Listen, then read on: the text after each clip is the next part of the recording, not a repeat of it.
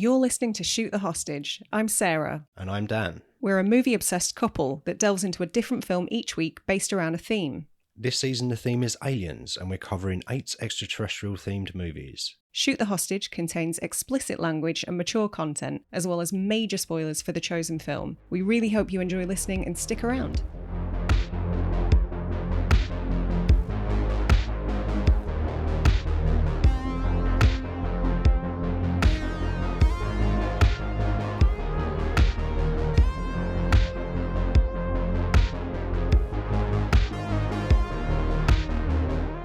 Sarah, Yes, Dan. are you familiar with a filmmaker called Jordan Peele? Not personally, but I am quite a big fan of his work. So you've heard of him? Yes. Well, he directed a movie called Nope, which Did he? came out in 2022. And I hope you've seen it, because that's what we're talking about. I have. I've seen it twice. Twice. Second time for me as well. How fortuitous. Yeah, yeah. And the film that Logan Paul didn't understand very much of. Shocking. I mean, when we watched this at the cinema last year, I did come out scratching my head a bit, going, what have I just watched? So at the time I was kind of like, well, he's got some points, but No. I think I'm just not very bright, a lot like Logan Paul. If Logan Paul ever makes a good point, it's by accident, I can assure you. The only time that Logan Paul should be on screen if someone's knocked him out in that fighting ring that he does sometimes. Yeah, legally. Yeah. With signed consent, Yeah. obviously. So Jordan Peele, I was introduced to Jordan Peele via the movie Keanu. Oh no. Mhm. Oh no, that John Wick parody. Yeah, I guess so. I hadn't. Well, yeah, It's called Keanu. I know. I know. I just thought he liked Keanu Reeves. I hadn't thought about it that way actually, but that's about a cat. Yeah. So it's completely different. Uh-huh. Yeah. But that's kind of what I knew him from. Obviously, Key and Peele sketch show. Yeah. Not something that was ever on my radar, really. Okay. But then the guy that was in that, the main guy, he decided to write and direct one of the greatest horror movies ever made, which is called Oscar winning, Get Out. no less.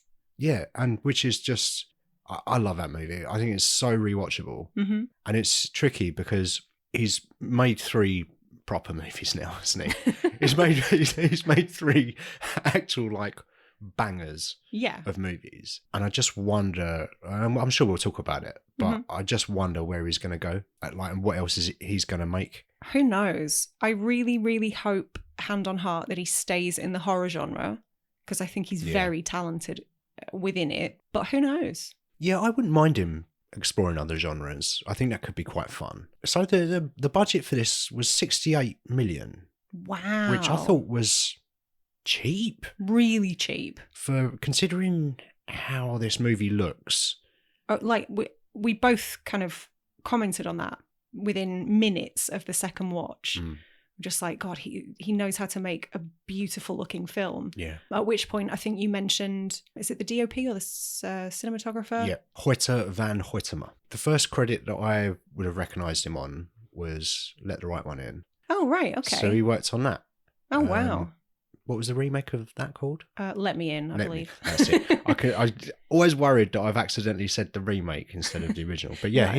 he was the DP on that. Oh, brilliant. And he's just done a bunch of stuff since then. He did The Fighter, Her, Interstellar with Christopher Nolan. Your favourite, yeah? Yeah, I think that's an incredible movie and it looks spectacular. It does, yeah. He worked on Spectre, which is a good looking movie, but not a very good one. But it looks great, and that's probably down to him. Dunkirk, which looks amazing, obviously. I haven't seen that one. Yeah, it's okay. I think it's technically a masterpiece, but doesn't entirely work for me, narratively speaking. Yeah, there's a difference between a masterpiece of cinema and something you want to watch. Yes, exactly. Ad Astra, which again, Okay. I really, really liked that movie, and it looks amazing. Tenet and Oppenheimer. So a lot of Chris Nolan movies in there. And he seems to have enjoyed quite a lot of success with these. And I think his collaboration with Jordan Peele on this is just incredible. I think what they achieved with, I'm sure we'll talk about some of the nighttime scenes and the landscape and the big open spaces is just what they invented a bit of kit to get the shots to look the way that they did. Which is wild. It's mad, yeah, it's mad. This is going to be an hour of us just going, this fucking movie's great, isn't it? Largely, yeah. And isn't Jordan Peele, like, great? Yes. Yeah, there we go. I'm going to do that. The end. Cast-wise, Daniel Kaluuya, so again, a collaborator, bringing him back from Get Out, which he's fantastic in, but quite a different performance. Can I say, Daniel Kaluuya might be the best actor of his generation? Is that saying too much? You can say that. I think he's the best actor of his generation. Yeah, that's fair. That's fair. He's very different in this movie, I think, in Nope, to what he is in a lot of movies. He's kind of given a lot less on the page to do, but that means that he has to be more subtle. Oh my God, he can say so much with just his eyes. Yeah. It's phenomenal. It blows me away. Yeah. And having sorry to interrupt you, but I just want to enthuse about Daniel Kaluuya for a second, because I think he's fucking brilliant.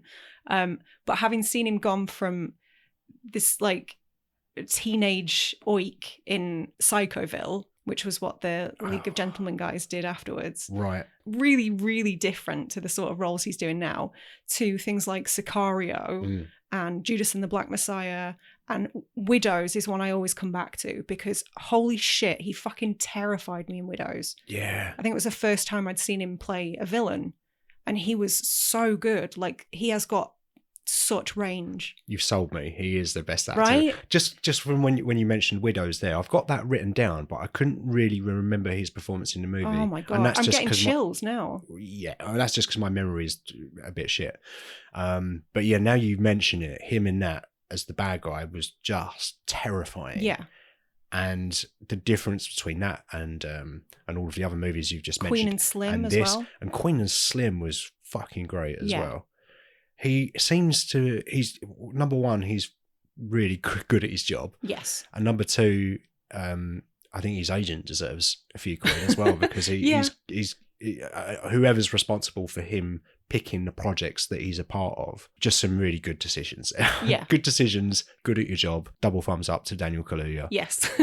Keke Palmer is not someone I was familiar with until this movie. Me either, if I'm being honest, but she was fantastic as well. A lot of fun, and their dynamic is really good as well. It's such a sibling relationship where they just sort of have to tolerate each other. Yeah, There's felt no real scenario where these two people would hang out if they weren't related. Yeah, they would never even meet. They wouldn't even know that each other existed. But at the same time, you can feel the mutual kind of love there for each other. And that just comes across from both of those performances, I think. Obviously, a lot in the dialogue and what's on the page, but I think this movie owes so much to those people. Yeah. Cast-wise as well, we've got Michael Wincott. Yeah, I can't remember the last time I saw him in something. I'm sure we watched something recently. Yes. Because his voice is the first thing that stands out to me generally. Yes, you said this to me while we were watching the movie the other night. You said, "Oh, what have we seen him in lately?" And I, as a joke, said Metro, knowing full well that we'd not watched that together. But I've just for some reason I really want to rewatch that. I liked that when it came out, but I bet it's rubbish now. But while I was researching for the show, I looked through Wincott's filmography and I realised what we'd seen him in recently. Go on. Alien Resurrection. Oh, fuck. Yeah, of course. Yeah. Oh, yeah. Which is not a good movie. It's not, no. No. No, not by any stretch. No, this is way better, way better. But he was really good in this. Yeah. For his role as the cinematographer. And I think that both times I've watched this, I kind of thought, is the actual cinematographer, Hoyte van Hoytema, is there any of his character kind of written into it? I suppose there is in terms of profession anyway, and in terms of getting the correct shot. Yeah, his character name was Antlers Holst, which on the face of it is a ludicrous name. Yeah. Right? But I did read somewhere that it was in reference to Gustav Holst, who is a composer, or was a composer. I don't know if he's still alive, actually. So that's where the Holst part comes from. But also Gustav effectively meant Godstaff, and they were generally topped with deer antlers. Right. So his whole name is kind of in honour of Gustav Holst. Oh, okay. Who I'm guessing Jordan Peele must be a fan of. I guess so. And that's the thing with this movie in particular. I think more so than any other of Peele's movies. They're super detailed and super layered, but this one definitely has... I think you can probably pick any element of this movie and drill down into it, and there's detail and kind of a design to it. Yeah, and I would say even the fun stuff, like just little Easter eggs, like the scissors from Oz being on Stephen Yeun's desk. Ooh, I didn't notice that. Yeah. Oh, nice Easter eggs. Speaking of... Stephen Yeun. Yeah. Yeah. Oh, nice segue. He plays Ricky Jupe Park. Yeah. Always nice to see Stephen Yeun and stuff. And every time I see him, I always think, fair play, man. You needed to get off that show. Because it was fucked after the point you fell off that bin. Like, that was the point, I think, when I mentally checked out. I was like, I can't, no. I know what you mean. No more. You told me that anyone can die at any point, and then there's this ludicrous point Deus where it's Ex like, Machina. oh no, he fell on a thing, and then you didn't see it properly. Don't worry, he's not dead. And I fucking hated it. I mean, it was weird in that sort of a show, but they definitely wimped out because he was a fan favourite. Yeah, and for good reason. He's a great actor. They did. But the thing that really stuck the nail in a coffin for it is that a few episodes later, he died anyway. So it's like, no, just fucking commit to something. Like, they teased it and then did it, and it's like, no, you wanted to have your cake and eat it, and it fucked me off. Spoilers for a 7-year-old episode of The Walking Dead there. Oh, fuck that show. I went through a point of absolutely loving it, and maybe that's the last show that I remember being excited, apart from The Last of Us, which was recently. But the last one before that would have been a show that I was really looking forward to coming out week to week and watching the new episode, and it just fucked me, and I've never gotten over it. Well, interestingly, Stephen Yeun was also in one of my favourite TV shows of this year, which was Beef. Oh, yeah, that was great, wasn't it? Yeah. Yeah, and he was, again, always nice to see him in stuff, and he's always great. Ren Schmidt was Amber Park. A bit of a thankless role. She was barely in it. She was barely in it. I had heard that there was a really long cut of this at some point, so I wonder if her character had more to do, and maybe we'll dip into some of that, or maybe we won't. Okay. Keith David. Again, blink and you'll miss him. Or blink might be the wrong term. Yeah. Otis Hayward Sr. Terry Notary plays the chimp. He's the monkey guy. He's the monkey man. The monkey man. Yeah. I can't remember which character he played in the Planet of the Apes reboot films. He was... Begins with R. Rocket? No. That's a raccoon. I don't know. It does sound like a name you'd give to a chimp as well. But he was also Kong in Skull Island. Oh, in the Skull Island, not the Peter Jackson one. So he is the monkey guy. Not Andy Serkis. The other monkey guy. Andy Serkis is known for other stuff. Name one other Terry Notary film. The Square. Where he's the monkey guy. Yeah. And fucking hell, isn't he terrifying in that? Yes. What a brilliant film, though. I'm not going to spoil that movie, but it's a good one. Yeah. Recommend that. And even if you're not interested in a movie, just Google Terry Notary in the Square and watch that scene. It's fascinating. Where do we want to start in terms of our thoughts and feelings and what we see on screen? Because again, well, let's start at the beginning. Because I mean, the film opens with not one but two consecutive tragedies. I mean, after a Bible quote. Yes. Okay. Nahum 3:6.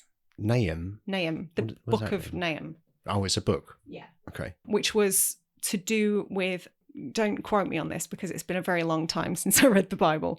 I've never read the Bible. I'm a little rusty. I started once, but it was boring. So yeah, it doesn't get much more interesting. So after the first few pages, you're probably quite right to bail. Yeah, it's to do with the sins of the city of Nineveh, which just kind of fell to ruin. There was lots of violence and false idolatry and illicit sex, and they were punished for said sins. Okay. The passage, or the snippet from the passage is, I will pelt you with filth and treat you with contempt. I will make a spectacle of you. Interesting. Okay. So people do get pelted with filth in this movie. They do. And all manner of viscera. Yeah. And also the word spectacle is said about 1,000 times. I stopped counting at 600, I think. Yeah.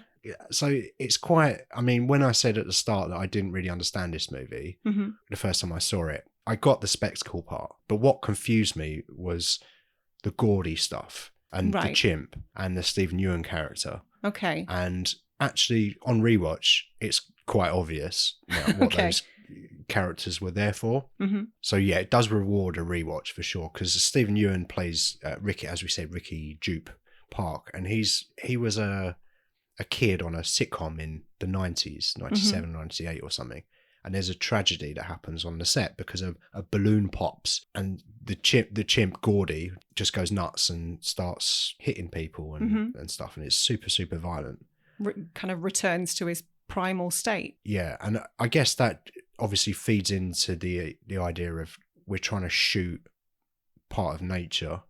We're plucking something out of its natural habitat, and we're trying to film it and exploit it. In order to make a spectacle of it. In order to make a spectacle for of our it. own selfish wants. Yeah, create content that we can consume. Yeah. So it fits into that kind of narrative part of the film, but also in the character stuff, because in that scene, Ricky is hiding under a table and he sees all these cast members that have been attacked, and it's terrifying. There's blood everywhere, and it's a shocking scene. Yeah, yeah. There's a part where the chimp clocks Ricky and he goes in for a fist bump. the world's first exploding fist bump on TV. That's right, yeah. And he's got that in his secret cupboard as well later on in the film. Yeah, and there's a part in that where we see a slipper standing up. Yes. And that really confused. Like, first time I was like, what?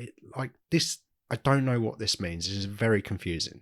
But I think that point, I've heard Jordan Peele sort of describe it as the point where that character disassociates, and that's his trauma point. Okay. So from that point, he kind of feels like he's more of he wasn't killed, so he must be special. And he's the only one that can converse with the beast. That can tame them, so to speak, domesticate them. Yeah, and make a deal with it, or whatever you want to call it. I do know what the shoe means, the shoe, by the way. What did the shoe mean? Ultimately, it was a Ked, the brand Keds, and they would stand up, apparently. I've never owned any, never worn them. Was it a ballerina shoe or something? No. But also in reference to the phrase waiting for the other shoe to drop. I've never heard that phrase. You've never heard that phrase? Oh, no. Wow. What does it mean? Waiting for the house of cards to fall. That's another one. Like, what does that mean? Oh, no. I don't know. I can only explain in the other idioms. I just learned. I already knew I was terrible at memes. I don't fucking know what memes mean a lot of the time. You're also bad at idioms. Yeah. What did you call me? We'll talk about this later. But yeah, just going back to what you were talking about with Gordy, I do kind of love, and I didn't clock until second viewing, that the film sort of starts or opens with and ends with a balloon being significant. Yeah, I hadn't thought about that either. It's so clever. Yeah. But yeah, then obviously after that initial tragedy, we are introduced to OJ. Right, and is that via the scene with him and his dad? Yes. So Keith David's still around at this point. Yeah. Yeah, he has that one scene kind of, doesn't he? Mm-hmm. And then the alien drops a coin out of some sort of digestive issue. Well, it's basically all of the non-biological matter, I guess. The non-biological detritus. Yeah. From what we, later come to know are the remnants of people that it's eaten. Yeah. But obviously that explanation doesn't make sense in the world as we know it. So they say that everything fell from a plane because that's the only way they can make sense of it. Yeah. Well, if I heard that happen, my first thought wouldn't be, is there a giant alien beast in the sky? I think that would be your first thought. That'd be your first question. Yeah. And did anyone get a photo? Yeah. You're exactly who this film is for. Yeah, I think you're right. Yeah. And Keith David, he gets the old coin through the eye, doesn't he? He does, which is, yeah. Again, very, very interesting. It's I assume he would have been looking up at that point. Yeah. So he looks up and he gets money shot in his eye. Yeah, which doesn't make sense from a scientific perspective. It wouldn't happen. However, visually, very effective. Why couldn't it happen? I don't know. I'm not a scientist, but I did research a little bit and it's not possible. Well, I would contest that with the fact that nobody's ever tested running coins through an alien reproductive system. Somebody call Mythbusters. Quick. There's no way to test that. Who knows how its digestive system works? Maybe it does shoot it out at 1,000 miles an hour. Okay. I think the velocity is one of the things. Never mind. Anyway. We're not a science podcast, thank God. No. That's not our field of expertise. No, but what I was getting at is it's fascinating that it's money, because this is, as you mentioned, it's all about spectacle and how we want things to be filmed so that we can consume them, whether that's an Attenborough documentary where we're seeing animals killed and prey and hunter and all of that stuff. And a lot of the people that shoot it want to shoot it because they want money and accolades. And it doesn't have to be money, but they want something from it. They want to exploit that thing, that beast, or that part of nature in some way. And specifically, Emerald does kind of make reference to wanting the perfect Oprah shot that they can make a fortune from. Yeah. Essentially. So, yeah, they are looking to the skies for their fortune. So it's quite ironic. Ironic. Get it? I get it. But yeah, I was sad he wasn't in it more. I really like Keith David. He's very good. He made an impression in his very short time in this film. Yeah.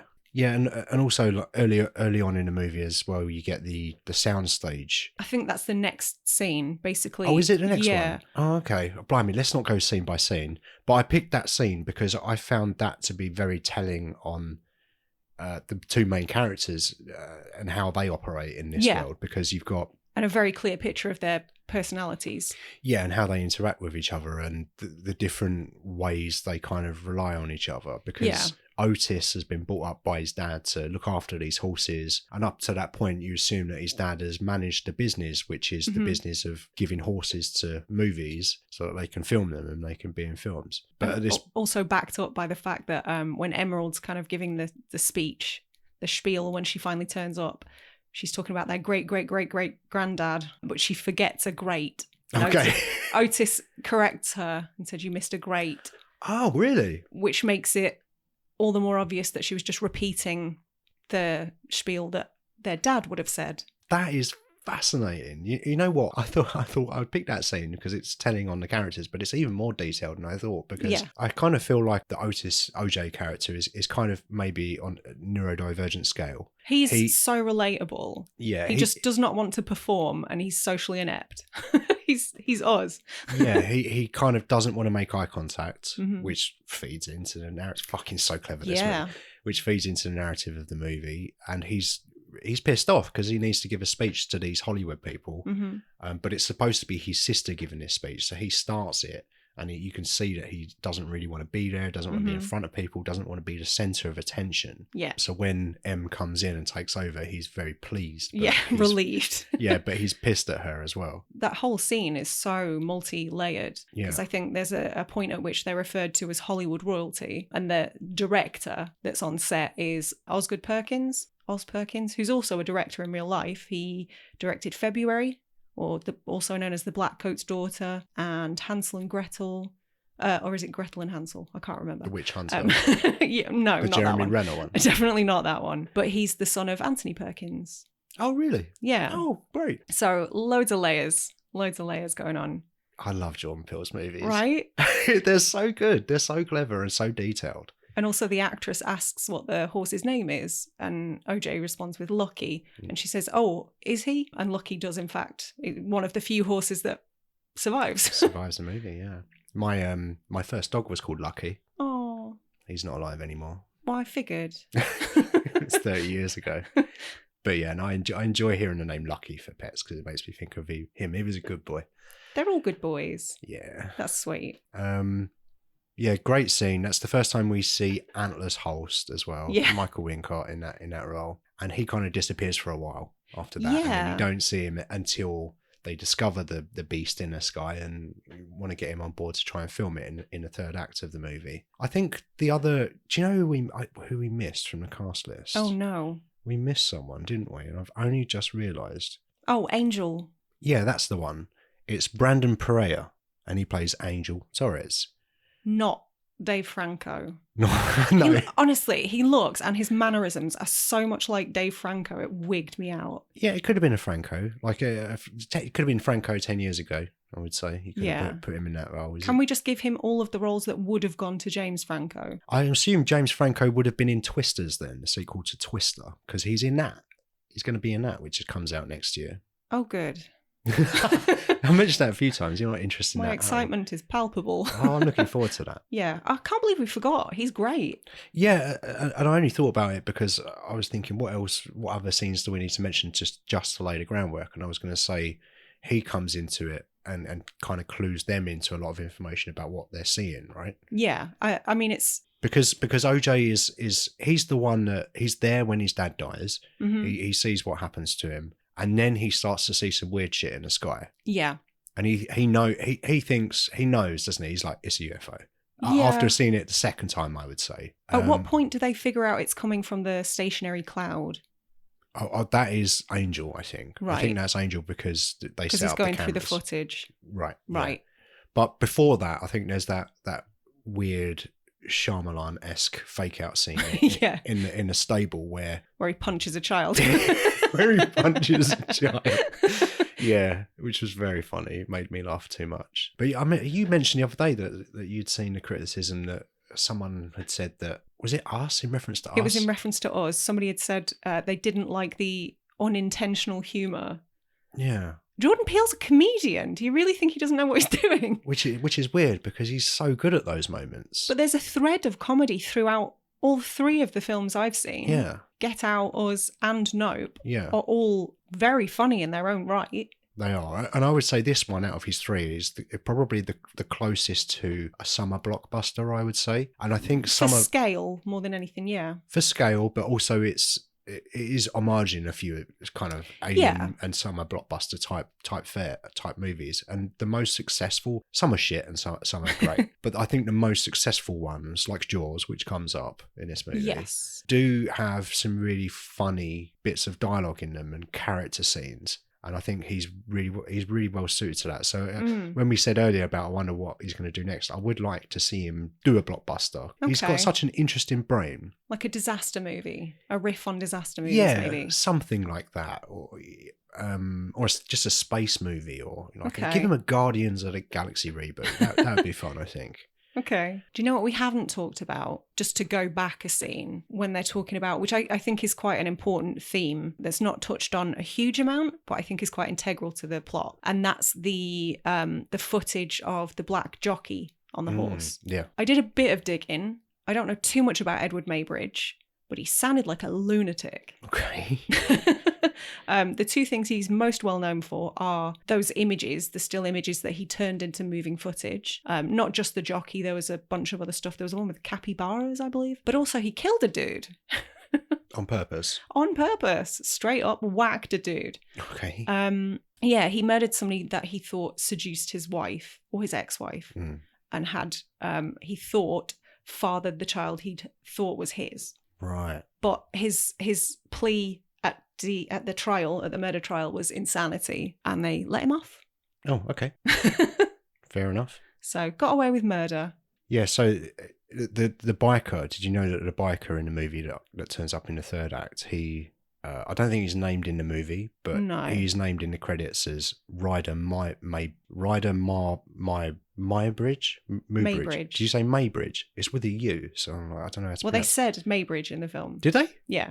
When they're talking about Edward Maybridge at the start. Right. Okay. I missed that. Well, it's all right. One of us was paying attention. I was too busy taking notes. Yeah. So, the character on the bike was called Ryder Maybridge. Fucking hell. It's because it's got a U there now. My brain is seeing a U when I'm saying it. You know how Americans say buoy instead of boy? Do they? Yeah. I didn't know that. Buoy? Yeah. You might David get on Bowie? No, like the things that are at sea. Yeah, buoyancy. Yeah. It's not buoyancy. I'm getting sidetracked again. One of the few scenes where Ricky and OJ interact is when we find out that OJ has been selling horses to Ricky at his ranch. Yeah, and he hasn't questioned where they're going, which is curious. Yeah, because he says to him, "Oh, can we work out some kind of scheme where I can do a buyback at some point?" And he's kind of like, yeah, sure. We can look into that. Yeah, for sure. This isn't Cash Generator. Yeah, and obviously at that point, OJ's got no idea that he's feeding them to the beast.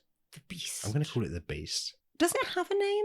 Is it? You've listened to a bunch of stuff with Jordan Peele? Has he given it a name at any point? Not that I recall. Okay, maybe its name is Nope. Maybe it's a Nope. Yeah, let's call it the Nope. Okay. But yeah, he's been feeding horses to the Nope, and that scene's cool because that's when Jupe starts. I keep going from Ricky to Jupe. Okay, from this point on, I'm just going to say Jupe. So Jupe is describing what happened to him, right, when he was a kid. Yeah.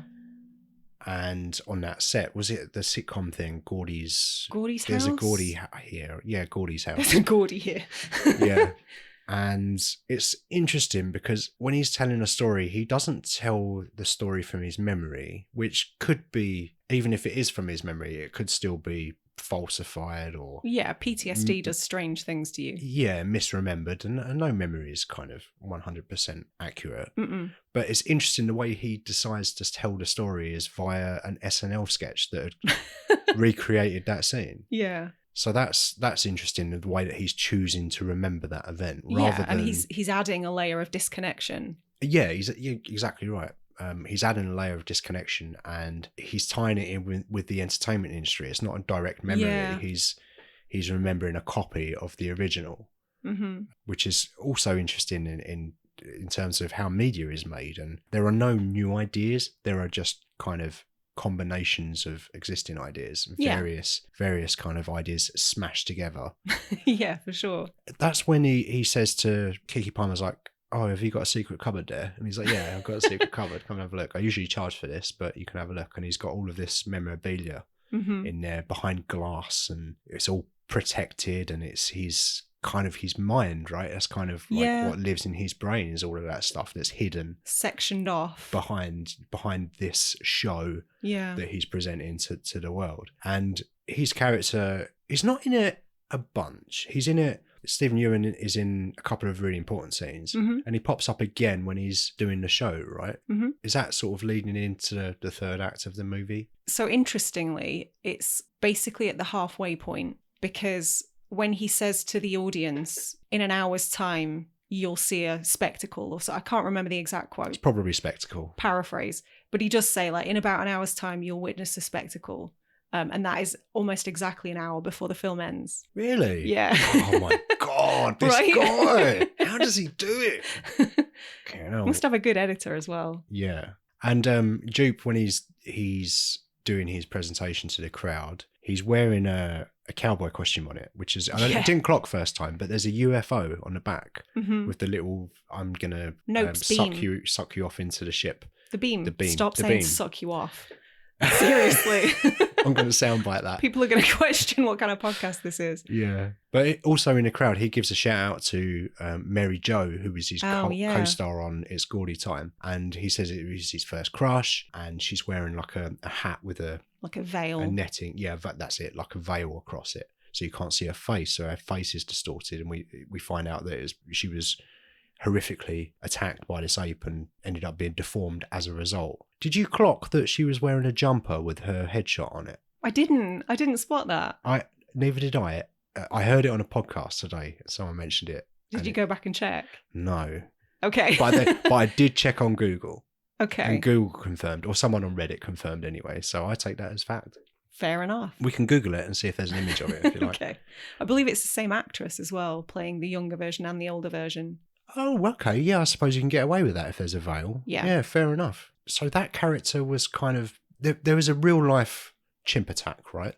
On a film at some point. Which that is loosely based on that. There was one...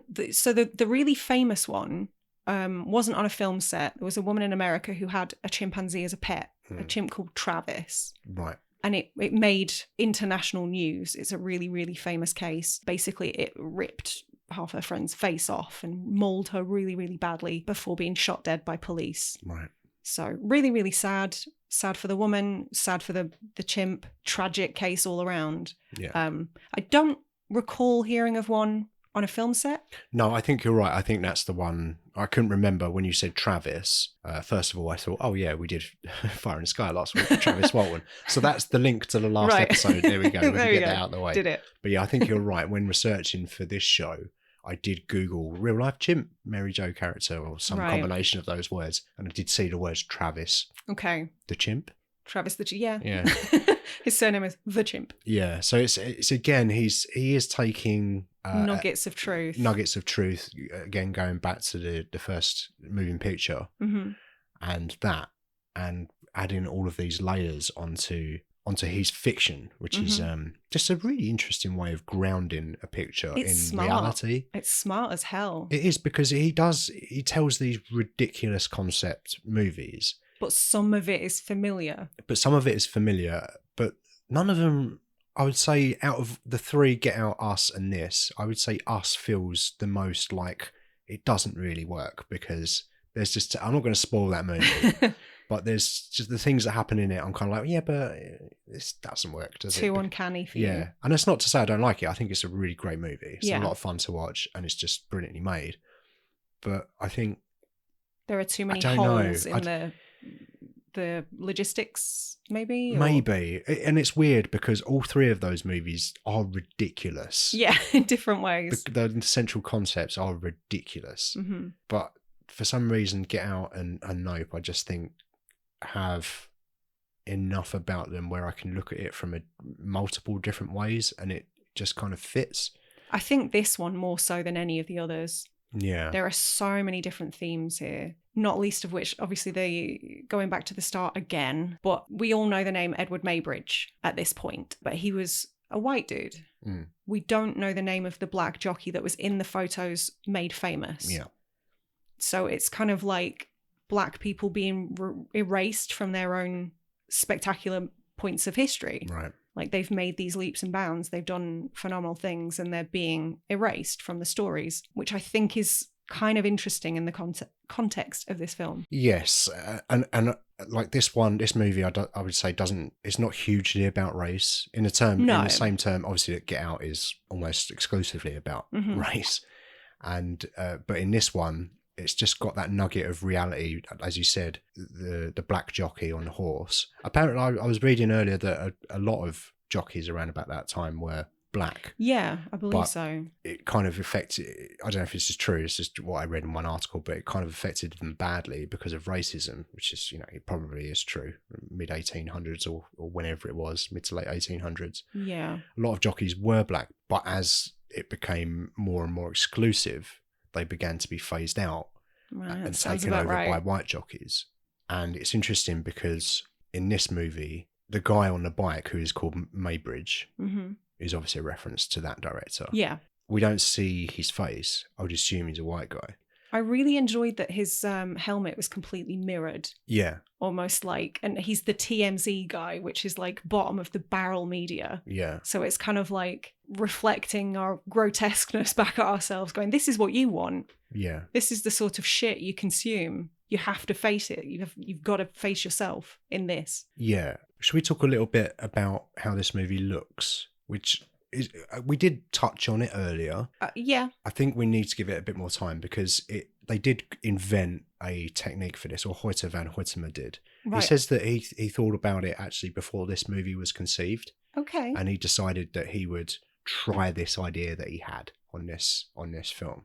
Okay, interesting. I want to hear more about this because if you remember when we were watching this, there were so many scenes set at like dusk, and it's usually glaringly obvious when somebody's filmed day for night. And I think I asked you at the time, like, can you tell? Do you know how this was filmed? Yeah. So go on, hit me with some stuff. Well, I assumed it was day for night because we could see shit. So yeah. I know if they shot at night, we just wouldn't be able to see shit. But so what he did is he basically invented this bit of kit where there was an infrared camera and a 35mm camera, both recording the same thing. And he managed to overlay the image. So the infrared image was like a monochromatic thing. Okay. So you could see everything that was in the frame and you didn't need to light up the background. You didn't need to light the mountains. Obviously, you wanted to see all of that. So a lot of it is done from distance and length. But yeah, so he had an infrared image and a regular image and just managed to overlay them and combine them.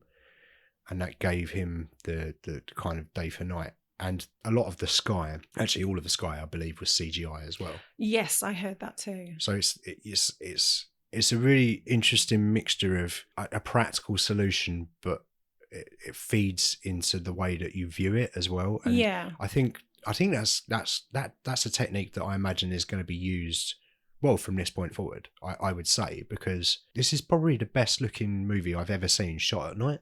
Yeah, agreed. You can actually see stuff happening. Like, yeah. How many times do you watch a movie in the last 2 decades where you just can't see anything at night, unless it's in a city where there's just lots of ambient light going on everywhere? You can't shoot at night. No, and if you do, it's a small scene. Particularly being a horror fan, that is a massive point of contention for me, at least, because there are so many films where the director just thinks dark is scary. Yeah. The darker, the more scary it'll be. Yeah. No, you've got to be able to see something. Yeah. And it just makes for a frustrating experience otherwise. Yeah, it's like everything. Like, the darkness is a tool that can be used, like in Don't Breathe, call back to season 2. Like, you can have some moments of darkness where you kind of add intention. The characters don't know what's coming. We don't know what's coming. Yeah.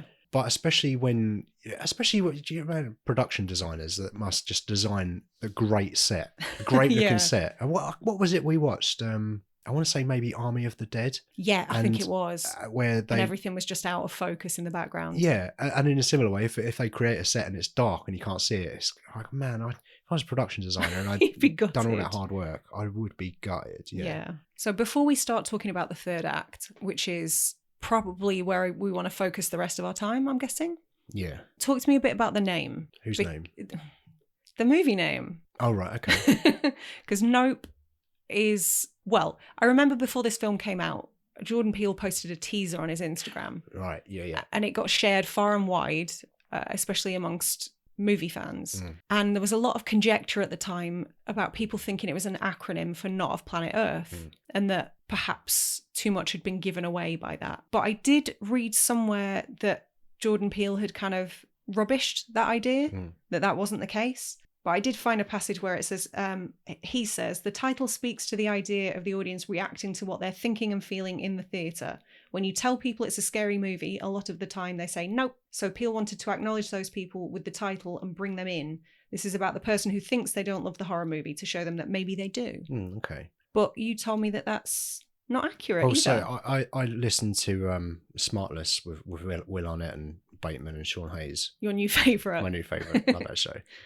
But Jordan Peele was on that. I think it was around about the time Nope was coming out. Okay. And Will Arnett, maybe he'd read the internet or whatever, and he was like, oh, does it stand for Not of Planet Earth? And Jordan Peele said yes. Right, okay. But maybe it's possible that after that, or maybe that was after the information that you'd found, I can't remember the dates, but maybe he did try to misdirect people away from that, so they didn't automatically have expectations and you know, spoilers. And a lot of movies are just better when you don't know anything, I think, and I think he knows that. But but he has since as well come out again and said no, that was intentional. Not of Planet Earth was definitely an acronym he was playing on, and all of the other reasons for it as well. Like everything in this movie and all of his films, a lot of things have dual meanings. Yeah, that would make the most sense to me, that it was kind of twofold. Because obviously it's a word that we hear the characters say, particularly OJ. Yeah,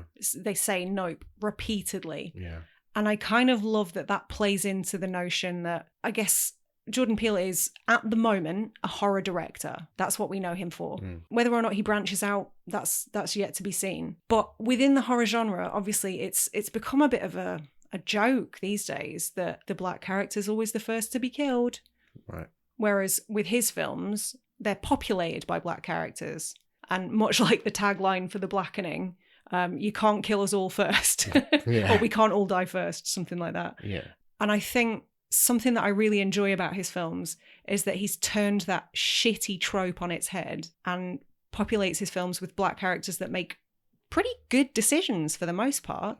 They're smarter, they survive. They punch children. Yeah, on occasion. But I don't know, I really enjoy that. Because there are so many moments where OJ's just like, nope. Yeah. Where, in any other film handled by a lesser director, they'd have been like, oh, let's go and see this. Yeah. What could go wrong? He does say nope right up until the point where he says yes. And he decides that he wants to shoot this thing. What do you think it is that kind of informs that turnaround? Money, I guess. That doesn't seem to be his focus, though. I mean, he's selling the horses off to dupe just to make ends meet. Obviously, business isn't great. He needs money. He does, but he wasn't sold when Emerald started going on about, let's film this, the Nope, if we're going to continue calling it that, and get famous and rich, I don't know, he pulls back a bit. He seems very reluctant. Yeah, no, you're right. I don't think it's just about the money for him.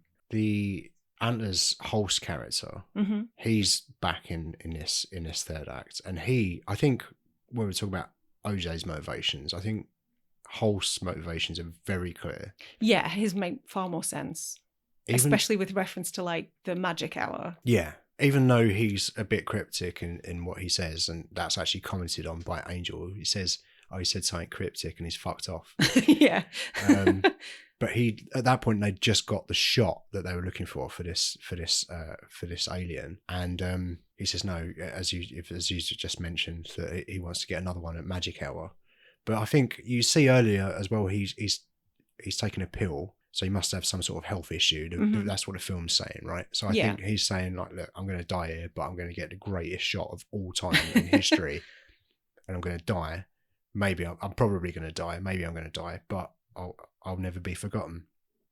Because he does seem quite tired of that character. He's quite kind of. He says to Keke Palmer when they're having that conversation on the phone, you just chase fame. It's not going to lead you anywhere. You're not going to be happy. It's not going to make you happy and all of that stuff. Yeah. He's tired and he's been through it all. And I think that he's just really happy to sacrifice himself to get this shot of a beast. And he does seem to be really obsessed with animals as well. He's always watching footage of different kind of animals attacking each other. But yeah, no, when you asked me about what OJ's motivations were for his actions in the movie, I thought about his and they were very obvious, but OJ's I'm not so certain. I'm a little bit, I don't quite understand why he went from being a bit reluctant to being quite happy to sacrifice himself. And in the absence of having a clear answer, I think I would just say it's money. It's money, baby.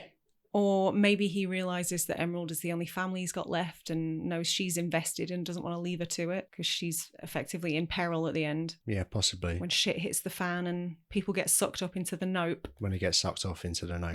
And then deposited on the house, which is probably my favourite visual moment. Which, when they get ingested... Well, not necessarily that bit, but the I part like that bit. After that, when the blood rains down on the house. When they get exited. Yes.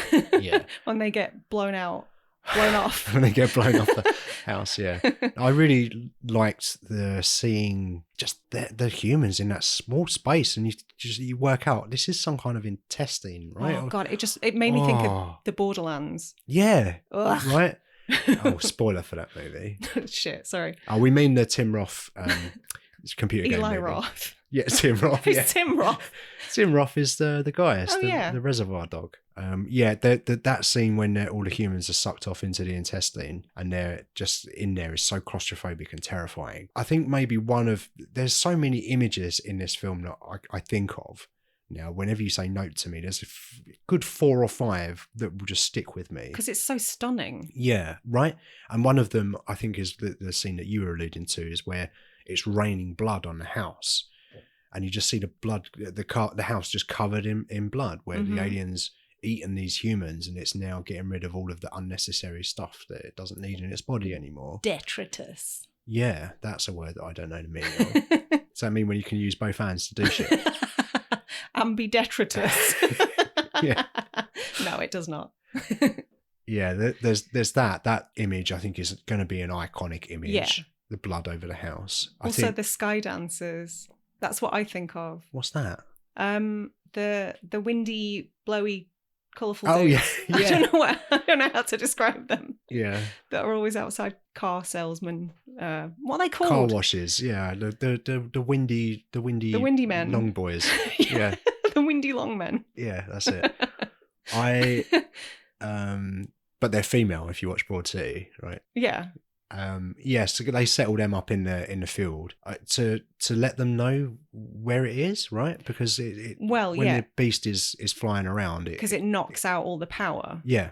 So that's an easy way of knowing exactly where it is. Yeah. In relation to them, how close it's getting. Which is it's a really good visual aid for the audience and for them. But also makes logical sense. It's a really neat idea. Yeah.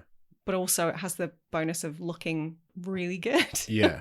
And I would say I've got a feeling that I'm going to watch the last hour of this movie quite a lot. I don't know how you do that. Why? How? Why? I can't watch chunks of films like you do. It's all or nothing.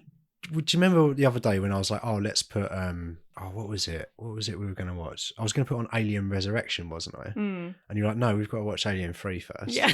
Why? Got to do it in order. No. And then I asked you a question. I said, well, if you wanted to watch Freddy Krueger 3, would you have to watch Freddy Krueger 1? You're like, yes. And then watch them all in order. Yeah. No, just watch a movie. No. I can't remember what my point was now. Yeah, no, the last hour of this movie, I think there's so much, a lot of the first hour, what the first hour is set up comes to fruition in that movie. The characters, Angel, Holst, M and OJ all come together, but then also the score really ramps up then as well. Yeah. And it's a really big score. The score is kind of orchestral blockbustery. Piece. Yeah, it is. I thought that while we were watching. It's very, who's the Jaws guy? Come on. Williams? Yeah. John Williams. John Williams. I can't believe I'm blanking on fucking John Williams. That's insane. Between us, we got there. Yeah. But it felt very John Williams-y to me. Yeah. I can see that. Quite 80s. Yeah, but just big, big, and you don't get those sorts of scores very often. No. The score was by Michael Abels, who did all three of Peele's movies. Oh, okay. And they all sound great. I love in Get Out, that first track that's over the credits, the intro credits. Yeah, I think is incredible. And the stuff in Us, which we rewatched recently with I Got Fire. The orchestral version of that Lunis track. It's insane. Wow. And just the all of the instrumental music in that movie is just very atmospheric and creepy, and it's really done well. But then this one is good. It's great, but it's completely different to all of that stuff. So it's like, as much as I fucking love Hans Zimmer and I love his work, they are all quite similar. Yeah. They're all quite similar. They're quite similar. Yeah, very good. But his ones have been very different in each piece, I think. And I'm looking forward to seeing what he gets up to as well. But yeah. That's an essential piece of the third act of this movie, I think, because it is very much a race against time to get this shot while they're all still breathing. And and then that's when that TMZ guy comes in on the bike, which we mentioned earlier, and he's on an electric bike. Yeah, which doesn't fare well for him. There's more of that famous Jordan Peele unintentional humour. Yeah, but, right. Well, we laughed at this moment in the film because there's that really long shot when I can't remember which character says it, but they say, "I think he's about to find out what happens when electricity is shut off on his bike," and he just goes, "Oh," and he goes forward on his bike. Which, if we're talking about things that wouldn't happen, that wouldn't happen. Well, no, because the bike would just cut off and slow down. It wouldn't stop. Well, you don't know how the Nope works. It's true. Again, we haven't carried out this experiment. Exactly. And I think I want one of those electric bikes. Oh, God. Yeah, that looks quite cool to me. Was it the jacket? Is it just the jacket that you want? I like a biker jacket. You do? I like a shiny helmet and a biker jacket. Can we skip to the end? Yeah. But I really love how the characters all come together. I think where I'm going to put this on from, the point at which I'm going to watch this over and over again, is the point where Antler's Holst comes back and he goes, "All right, you've got an alien, and I'm coming to shoot it." Because he wasn't really interested when M phoned him earlier. No. He was happy to entertain them and speak to them and give them a bit of advice about not chasing fame. Mm-hmm. But he's not really interested. In fact, he's got a lemon pie in the oven to feed one of his best friends. And but when he comes back, I did find that very rewarding. Like, yeah, you're back and you want to get this shot, and that's when they all started working together and have a meal together, and that's when he does that poem thing. It was a song. It was lyrics from a song, "Purple People Eater." Purple People Eater. Yeah. Is that not a reference? Okay. I don't know what that is. I've never heard that before. Yeah, it's a song. It's a song. Okay. But works brilliantly within that context. Yeah. And also, it was just a cool moment. He's just, the way he delivered it was very Yeah. cool. I didn't know what it meant, and I didn't know You that don't it need was a song. to. I just thought, well, Michael Wincott, yeah, you need to do a lot of animation. You need to recite audiobooks. Yeah. Do a podcast. He's Yeah. probably got one. Everyone's got one. Everyone does, yeah. And then M sort of gets on that electric bike, doesn't she? Mm-hmm. And tries to escape when... Well, she's not trying to... Is she trying to escape? Because right up until the last moments, she's still trying to get that shot. She's not trying to escape, you're right. OJ is trying to be the bait to attract this creature. Mm-hmm. And I think is it at that point where the alien just changes shape and turns into this like sail cloth monster? I know that some of the inspiration for the look of that came from sea creatures, which is unsurprising. But also like the mouth of it, I don't know, or the eye, just looks like an old timey camera. Yeah, I think it's its eye. That would make more sense. Did it eat people with this square then, or? I don't know which hole they went in. Don't soundbite that one either. As long as it's a shiny helmet. I took that as its eye, but it could be its mouth, or it could be both. Who knows? No, Jordan Peele, it probably is many things. But I like that because it looks like a camera for a start. It looks like an oldie-timey camera with the square casing and stuff. And it's just, it makes itself huge. And it's obviously trying to intimidate the people around it where, he's wants Daniel Kaluuya, stop fucking around, man. Like, you're pissing me off now and I'm going to try and scare you a bit so you fucking leave me alone or give me some more food. Or, because animals do that for one of two reasons. Yeah. They make themselves big and showy. Yeah. It's either to scare somebody or to seduce them. Oh, okay. That's a different angle. Yeah, if we're talking nature documentaries. Yeah, maybe it did like that shiny helmet. Yeah. It works for me, it being an eye. Yeah. It looking like a camera. It makes more sense within the frame of the story. Yeah. And you're right. The way... the design of the creature and its functions were heavily based around, apparently went to a marine biologist and was like, look, I want to do this, this and this, and what things are feasible. It looked so cool. Yeah. It was really unexpected as well, because obviously you go the entire film going, well, yeah, it's a flying saucer. We've seen this loads. Yeah. And then by the end, of course, he's done something completely new and never seen before. Yeah. And the saucer is a living creature, not of planet Earth, we're led to assume. Which again is just so interesting. Yeah, and the way it looks is really interesting as well. Yeah. I think my problem was when I first watched this movie is that there was so much stuff thrown at me that I just didn't really know what to think. I quite liked it. I was like, this is quite good. But on rewatch, like, no, this is a fucking masterpiece. It's difficult to take everything in as well because there is so much going on. Yeah. But as you said earlier, OJ's on the horse. He's got the Scorpion King costume on, which has got the goggle eyes on the back of the hoodie. The blinkers, yeah. Remember they and the were horse popular has the in blinkers. 2003. Oh, yeah. Yeah, that's right. And then M goes off on the bike and she goes back into Jupe's theme park. Jupiter's Claim. Yeah, some sort of theme park. It's like a shitty theme park. Yeah, I would pay money not to go there. Yeah, like SeaWorld, but for horses. Yeah.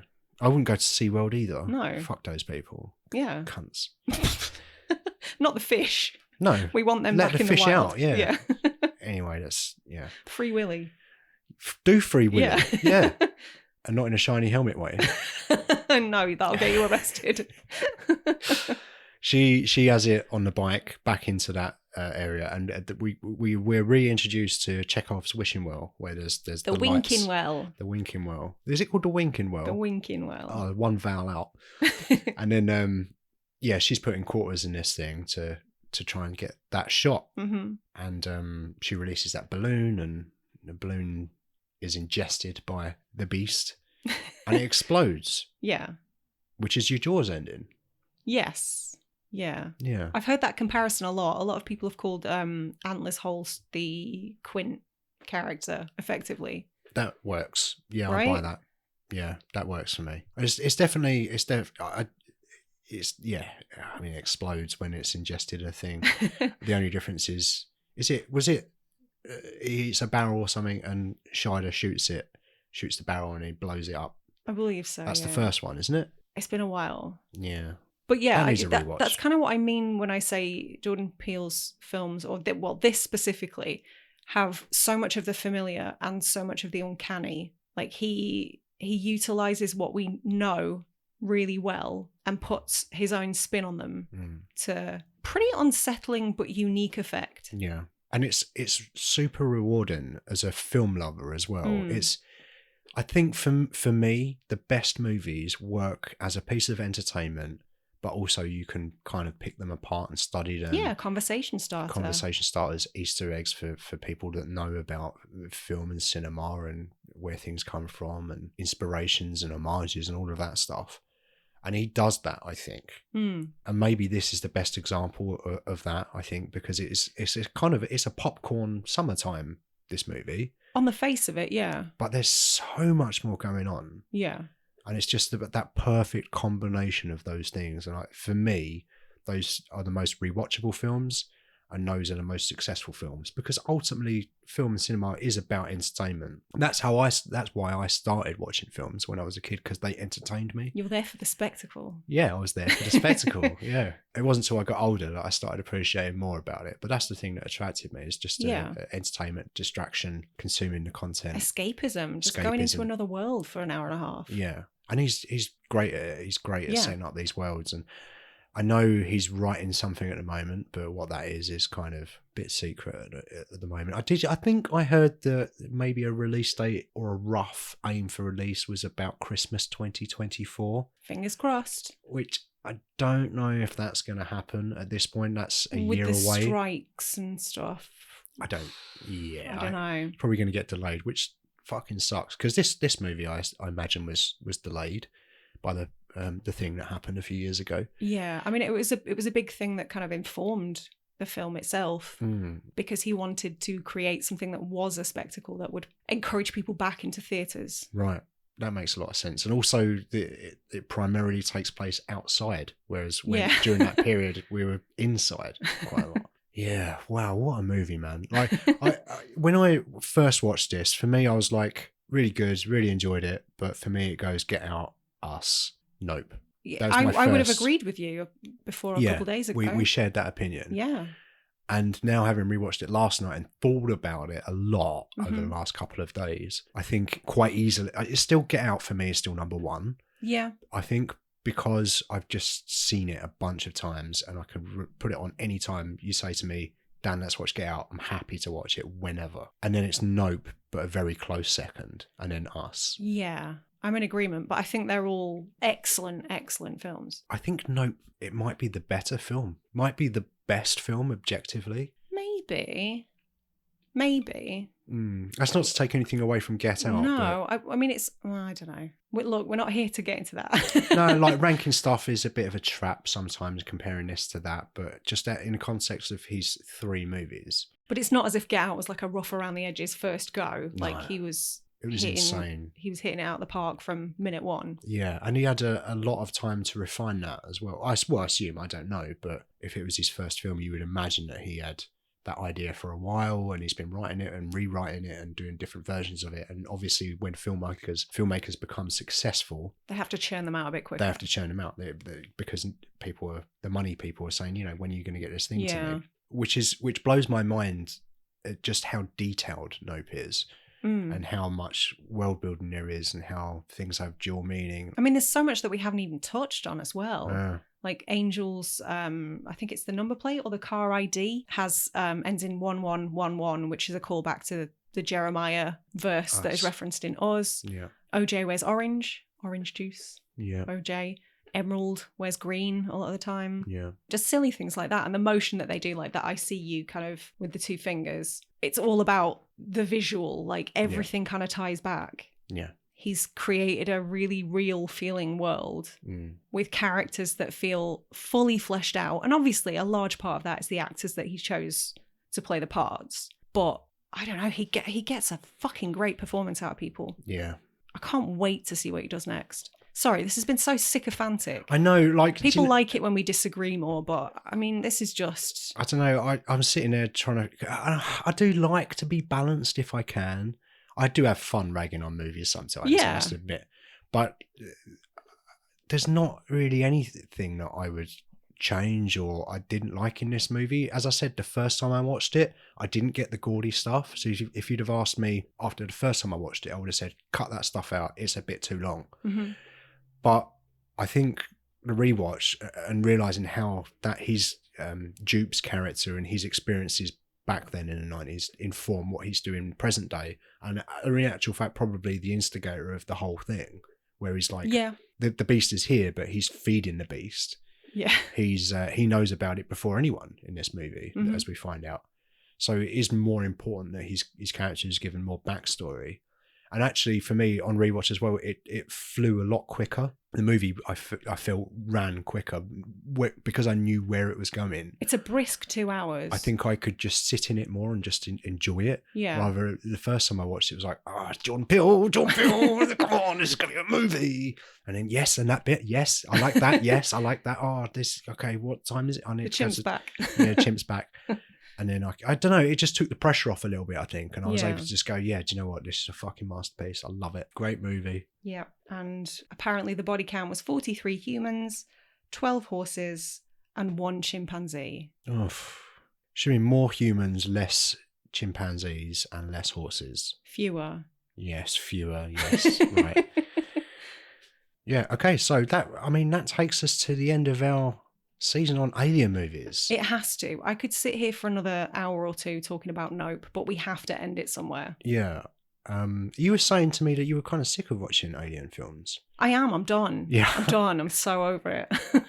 We've watched way more on-theme films these last 2 months than we have for the first 2 seasons. Yeah. Well, we watched Alien Resurrection and that was a slog. I prefer watching Alien 3 to Alien Resurrection.